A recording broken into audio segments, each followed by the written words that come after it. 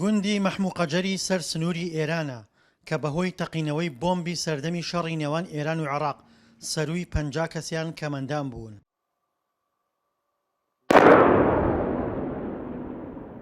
دوالغم چەند ڕۆژێک لەمەوبەر لەم ناوچەیە تەقیەوە و بووە هۆی گیان لە دەستدانی هاوڵاتیەک.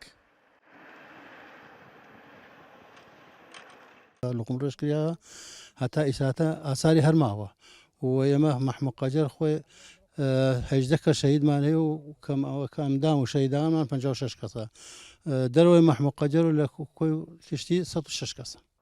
گوندەکە دەکەوێتە نێوان ڕەبیە سنوورەکانی ئێران و عێراقەوە و بەداڕوخاوی ماوەتەوە.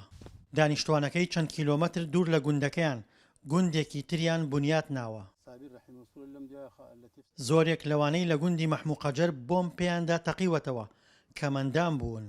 خەڵکی دانیشتووی ئەو گوندەم زیاتر لە 50-60 کەسمان بە میم بۆتە خاوەن پێداویستی تایبەت و قاچی بڕاوە جگە لە ئەوانەی کە بە میم باهین ئەوانە کەتیا چوونە و یانیان.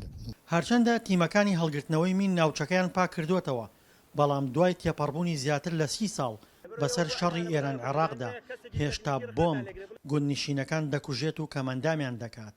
ئەو کاتە خەڵک برسیوە هەر لەم چەمانە ئەگەڕیا بۆ بژۆنی ژیان خۆی تەقیبێ ئەتوانم چەند کەسی هەر لە شوێنەی ئێسانە دەنیشانی بکەم لەکوێتە قێسە خەڵکە. بۆمبە چێنراوەکان کە تا ئێستا قوربانیان لێ دەکەوێتەوە کاتی خۆی لەلایەن عێراقەوە بۆ ڕێگرتن لە هێرشی لەشکری ئێران لەسەر سنوورەکان چێنراون.